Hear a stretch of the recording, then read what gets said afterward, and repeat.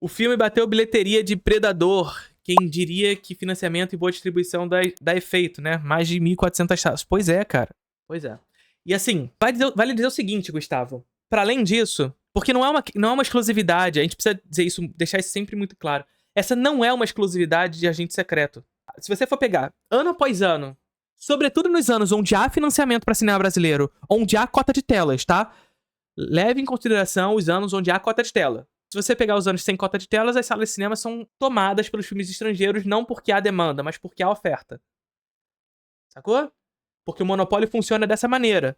O monopólio se configura enquanto monopólio pela sua capacidade de capital, a sua capacidade financeira de dominar as salas de cinema a partir da oferta, não a partir da demanda. Não há demanda por Freira 2, por Freira 3, Freira 4 para ocupar 1.500 salas no Brasil. Não existe essa demanda.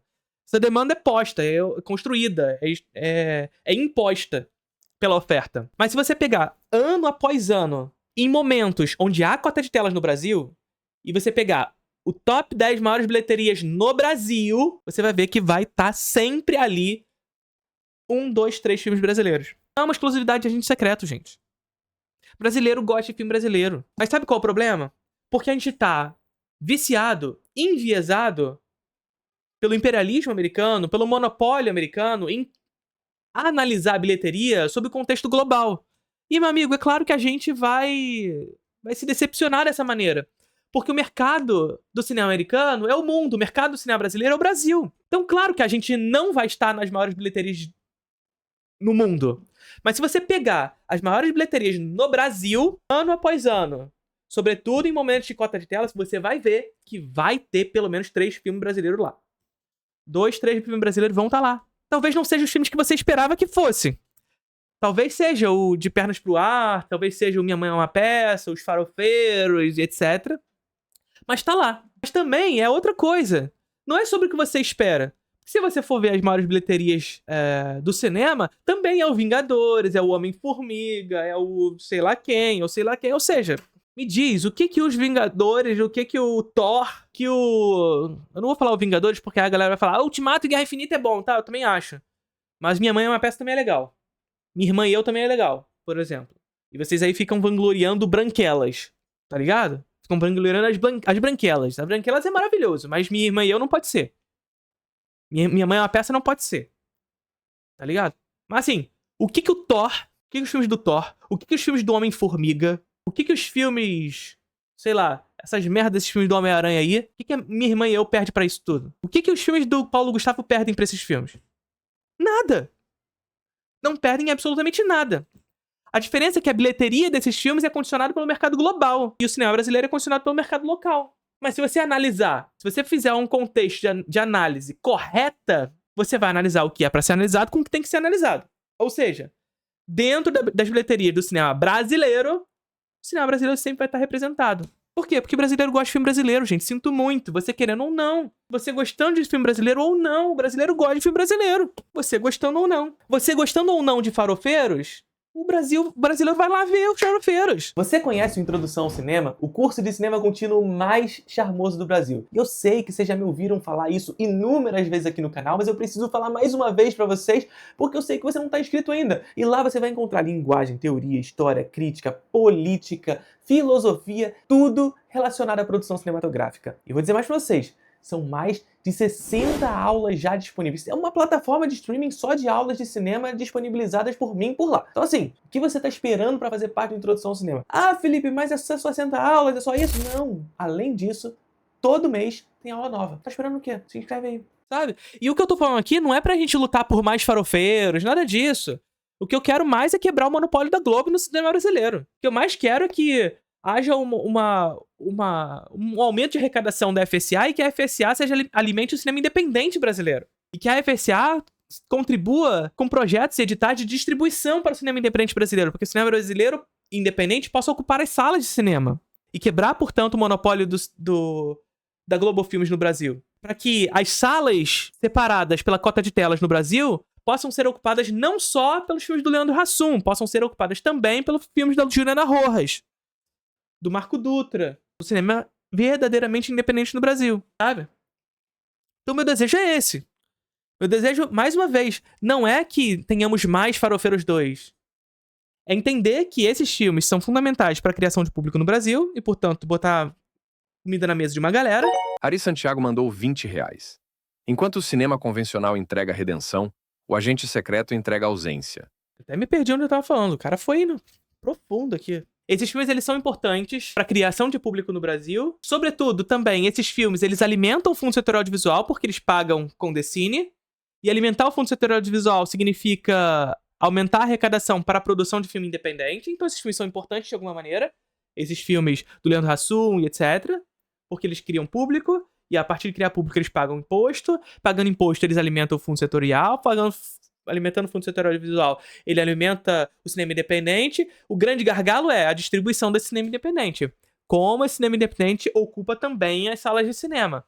E aí, a cota de telas ela precisa ser eficaz, precisa ser criativa, precisa ser inteligente, para que haja espaço também para esse cinema independente e que esse cinema independente tenha verba para ser distribuído. Para que ele chegue no imaginário das pessoas, para que ele seja conhecido pelas pessoas. Para que a gente não dependa somente de filmes evento, como foi Ainda Estou Aqui e O Agente Secreto. Para que a gente não dependa de grandes atores que nos levam à sala de cinema como Wagner Moura. E diretores como Walter Salles e Kleber Mendonça Filho. Que a gente possa criar novos talentos. Que novos talentos possam ser conhecidos. Talentos que já estão estabelecidos, mas que possam ser conhecidos. Como a Juliana Rojas. Como a Gabriela Amaral Almeida. Como a Dirley Queiroz. Como o Érico Rassi. E eu não tô comendo ninguém, tá? Dicas de passagem. Importante que seja dito. Mas para que essas pessoas possam ter a oportunidade de estar na sala do cinema, é preciso que se quebre o monopólio da Globo Filmes também. Entende? Então eu não tô defendendo aqui a Globo Filmes. Eu tô partindo do pressuposto que esses filmes são importantes em alguma medida. E que esses filmes não perdem para as grandes bilheterias do cinema americano. Mas não, é o cinema brasileiro que é uma merda. O cinema brasileiro que é uma merda. E aí toda semana, todo mês, tem um novo filme brasileiro abrindo uma nova categoria do que o cinema brasileiro faz. O cinema brasileiro só faz filme de favela, filme de denúncia, filme pra sociólogo ver, filme de putaria, filme de palavrão. Aí agora só faz filme de cachorro caramelo, só faz filme de migração libanesa pro Brasil, que é o Retrato de um Certo Oriente. Só faz filme de meninas mitomaníacas que migram pra Portugal, que é Grace. Só faz filmes de faroeste no centro-oeste brasileiro, onde no mundo distópico dominado por homens, como é... Porra, me fugiu o nome. Outra vez. A grande questão, na verdade, é o cinema brasileiro só faz um tipo de filme, e isso é verdade. Filme brasileiro. O problema dessas pessoas não é esse. O problema das pessoas é que elas querem que o cinema brasileiro seja americano. Mais do que isso. O problema das pessoas é que elas não querem que o cinema brasileiro exista. Porque elas querem a manutenção do monopólio estrangeiro no Brasil. Ponto. E eu não tô falando das pessoas como um todo. Missil Yemenita mandou R$15. Ainda não vi. O Agente Secreto, mas semana passada fui assistir A Própria Carne, filme excelente de terror brasileiro. E aqui eu não tô falando que são todas as pessoas que não gostam do cinema brasileiro, que replicam pela internet que não gostam do cinema brasileiro. Essas pessoas muitas vezes só estão, de fato, replicando um discurso hegemônico estabelecido. Puma Rodrigues mandou R$10. Fiquei incomodado com a reciclagem do Wagner Moura no final do filme. Me tirou da imersão kkk. No mais, Agente Secreto é Ainda Estou Aqui com Molho. Boa. Quando eu digo isso, é muito mais na direção de discutir que, no final das contas, esse discurso que o cinema brasileiro é uma merda é ideológico. É projeto. É, sobretudo, projeto. Projeto de dominação. O qual o Congresso Brasileiro, parte dele, inclusive com relação ao projeto de regulamentação de streaming que foi passado, e é importante que seja dito isso, tem como interesse defender os interesses de uma classe dominante e, sobretudo, de empresas estrangeiras. E sempre foi assim no Brasil. O cinema brasileiro sempre esteve sob ataque. O cinema brasileiro é sobrevivente, tá ligado? É isso. O cinema brasileiro é o que é um dos melhores cinemas do mundo, você querendo ou não, você conhecendo o cinema brasileiro ou não, e eu sugiro muito que você conheça, esse é o meu convite pra você. E aí a gente pode citar, enumerar inúmeros filmes aqui pra você assistir. Mas o cinema brasileiro é um cinema sob ataque. Na história. É um cinema que sobrevive. e sobrevive sendo um dos melhores cinemas do mundo. E eu não tô falando de hoje, eu tô falando da história do cinema brasileiro. E aí tu vê meia dúzia de filme do Ricardo Darín e tu acha que o cinema argentino é melhor que o nosso. E eu não tô desmerecendo o cinema argentino, que é muito bom. Que é muito bom. Mas tu vê meia dúzia dos filmes do Ricardo Darín e acha isso, tá ligado? Agora, tem gente que acredita que a gente tem que fazer igual a Argentina e botar o Wagner Moura em todos os filmes, tá ligado? Tem gente que acha isso. Não, pra copiar a Argentina. Gente, a gente não precisa disso. Seriamente. Com sinceridade, tá ligado? E nem o cinema argentino precisa, porque isso também é uma mentira. O cinema argentino não é um cinema do Ricardo Darín. Essa é a visão do brasileiro sobre o cinema argentino, porque é os filmes do Darín que chegam até aqui. Mais uma vez, vocês acham o cinema argentino maravilhoso? E é maravilhoso de alguma maneira, mas a visão que vocês têm do cinema argentino é uma visão curada. Ou seja, existe uma curadoria muito específica dos filmes argentinos que funcionam pro brasileiro. Que geralmente são os filmes argentinos em que o Ricardo Darín é personagem central, sabe? Mas aí é só você pensar 2 miolinhos assim a mais e pensar assim, porra, mas será que o Ricardo Darín fez todos os filmes argentinos que existem? Ou será que esses são só os filmes argentinos que eu vi, que eu conheço? E que se eu for pesquisar um pouquinho mais, eu vou ver que não é exatamente isso que eu tô pensando. O cinema argentino também produz as suas coisas ruins, assim como o brasileiro também faz. Assim como qualquer lugar do mundo faz, tá ligado? Então é sobre isso. Tem muita coisa que a gente precisa fazer sobre o cinema brasileiro, mas isso passa, sobretudo, a arrecadação. Primeiro, pela quebra do arcabouço fiscal, porque o arcabouço fiscal determina que o investimento em todas as áreas, mas também no cinema, seja definido pelo ano anterior. Ou seja, quebrar o arcabouço fiscal para haver mais investimento em cinema, porque cinema é investimento. Porque esse dinheiro investido em cinema, ele retorna, ele não é gasto, portanto. Aumentar a arrecadação do Fundo Setorial Audiovisual através da Condecine e uma regulamentação de streaming forte e eficaz seria, hoje, a pauta mais urgente que a gente teria. Carlos mandou R$10. O problema do cinema brasileiro não Globo é que VC só assiste em meia dúzia de salas em SP e RJ. Vamos falar sobre isso.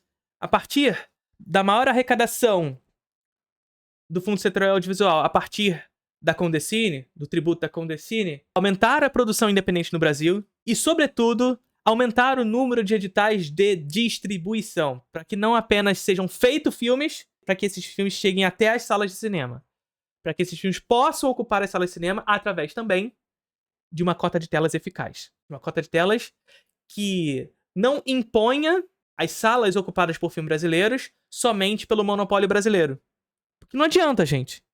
O monopólio estrangeiro vem aqui e domina todas as salas de cinema. Aí a gente cria uma cota de telas para filme brasileiro, mas a gente esquece de dizer que tem que ter filme brasileiro independente. Quem vai ocupar essa sala? Quem vai ocupar esse espaço para cinema brasileiro? O monopólio brasileiro. A porra da Globo Filmes, sabe? Então, é preciso que haja também recurso para distribuição e uma cota de telas que crie espaço para esses filmes.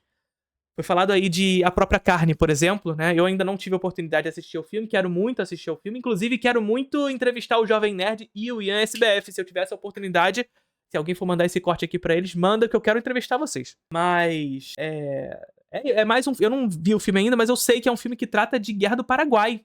Olha só, a gente faz filme sobre Guerra do Paraguai também. Mais uma categoria aberta. Filme de terror sobre Guerra do Paraguai? Que isso? Filme de terror sobre Guerra do Paraguai e Uma Casa Abandonada? Caraca, filme brasileiro. Mais um. Que loucura é essa? Onde o cinema brasileiro só faz filme de Brasil. Curtiram o vídeo?